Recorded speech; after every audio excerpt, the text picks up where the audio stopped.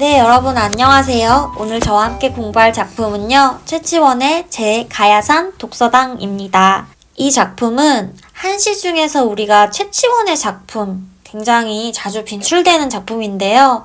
그 최치원의 작품을 배울 때 아주 많이 언급되는 작품, 그리고 우리가 쉽게 만날 수 있는 작품입니다. 그래서 필수 한시다라고 생각하고 오늘 공부를 해보도록 하겠습니다. 먼저 우리는 한시에서 이 최치원이라는 인물을 잊지 말아야 합니다. 사실 최치원은 문학적인 그런 뛰어남도 있었지만 역사적으로도 꼭 우리가 한 번쯤 기억해야 되는 인물인데요. 최치원은 사실 신라시대의 천재였습니다. 그래서 이 사람은 어렸을 적부터 당나라에 유학을 했어요. 그래서 빈공과라는 과거에 급제를 합니다.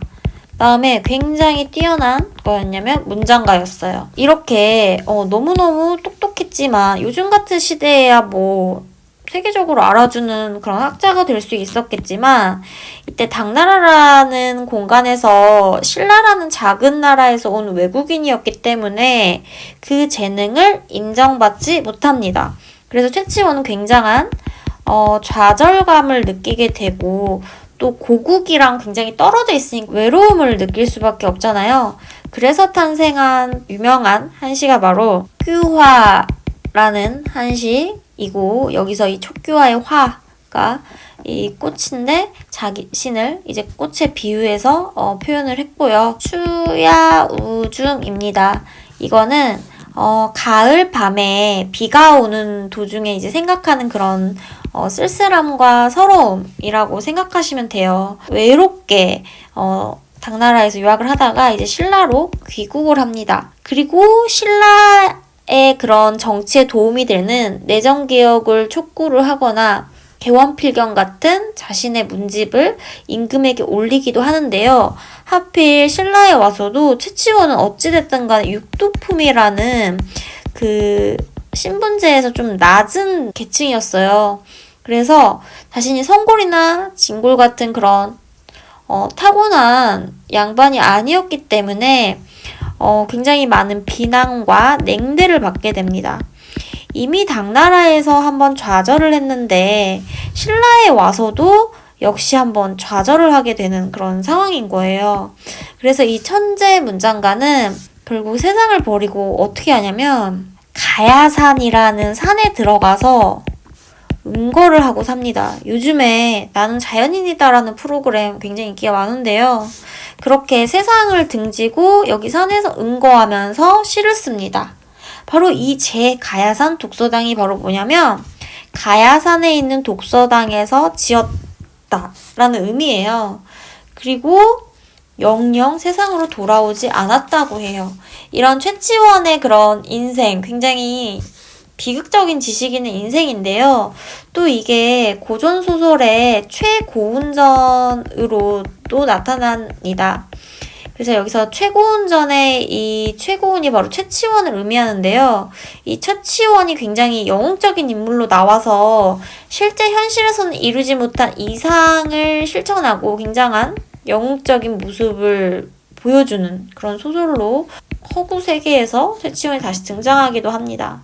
그래서 이렇게 우리는 최치원이라는 인물에 대해서 알아놓을 필요가 있습니다. 그럼 이 최치원의 마음을 한번 이해를 해본다면 최치원은 속세가 싫고 여기 자연에 은거하는 상황이잖아요. 그 상황에서 이 한시를 봐주시기 바랍니다. 이 한시는 7자로 된 칠원절구의 한시입니다. 그리고 중요한 포인트는 바로 청각적 심상입니다. 이 청각적 심상이 어떻게 효과적으로 드러났는지 한번 같이 볼게요. 첩첩한 돌 사이로 미친 듯 내뿜어 겹겹 봉우리에 울리니 라고 됩니다. 자, 여기서 보면은요. 첩첩한 돌 사이로 라는 거는 말 그대로 돌이에요. 바위 사이로 미친 듯 뭐가 내뿜냐면 빠르게 물이 흐르는 거예요. 그래서 물소리가 마치 생명이 있는 것처럼 미친 듯 내뿜는다 라고 해서 여기서 화류법을 사용을 해서 생생하게 비유를 하고 있어요. 그리고 겹겹 봉우리 어떻게 해요? 울려요. 그래서 여기서는요, 물소리가 아주 강하게 들리는 그런 청각적인 상황을 알 수가 있습니다. 그리고 여기가 이제 가야산이잖아요. 가야산에 이렇게 산이 이렇게 있으면 물이 흐르는 이런 상황을 상상해 주시면 됩니다. 사람 말소리야 지척에서도 분간하기 어렵네. 자, 여기서 인어라는 게 여기서 이제 사람 말소리로 이제 나타났는데요. 이 사람 말소리라는 건 뭐냐면 바로 속세의 것입니다. 실제로 이 가야산에는 사람이 거의 살지 않았겠죠. 근데 여기서 이제 단순하게 사람의 말소리다라고 이야기하지 않고 이것을 조금 더 심층적으로 보자면 이건 세상의 모든 것을 얘기를 해요. 그러니까 세상에서의 어떤 분쟁, 싸움, 그 다음에 시시비비, 네가 옳고 그르니 뭐 정치권의 뉴스를 봐도 우리가 쉽게 네가 옳다 그르다 이렇게 싸우는 모습을 볼 수 있는데요. 그런 속세의 부정적인 것을 이제 인어라고 표현을 한 것입니다. 지척은 뭐냐면 가깝고 먼 곳에서도 분간하기 어렵다는 거예요. 자, 지금 여기 자연에 들어와 있으니까요. 세상 사람들의 소리가 들리지가 않아요. 그러면 화자의 심정에서 이게 좋을까 나쁠까? 당연히 좋겠죠. 이게 싫어서 이 가야산에 온 사람이니까요. 그 다음에 항상 시비하는 소리. 자, 시시비비.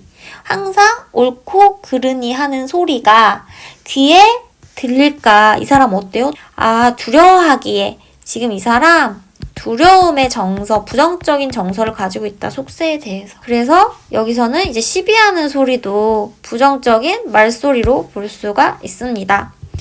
그래서 일부러 흐르는 물로 하여금 온 산을 둘러싸게 했네 라고 얘기하고 있어요. 그래서 자, 여기 사구의 표현이요. 굉장히 재밌는 게요. 내가 일부러 흐르는 물을 만져서 온 산을 둘러싸게 했네 라고 얘기하는 거예요.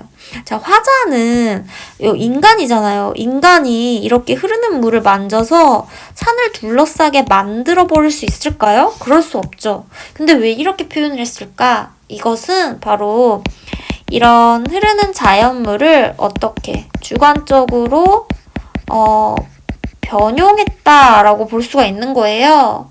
그래서 이렇게 표현함으로써 나는 세상과 정말 단절하고 싶어. 내가 얼마나 세상이랑 단절하고 싶으면 흐르는 물로 산을 둘러싸 버리겠어 라고 강조하게 되는 거예요. 나는 이 세상과 단절하겠다라는 표현을 쓰는 것입니다. 그래서 여기 이제 1구하고 4구 같은 경우는 뭐가 나오냐? 바로 이 부분에서 자연이 나오고요. 여기 말소리와 시비하는 소리는 바로 속세를 얘기를 합니다.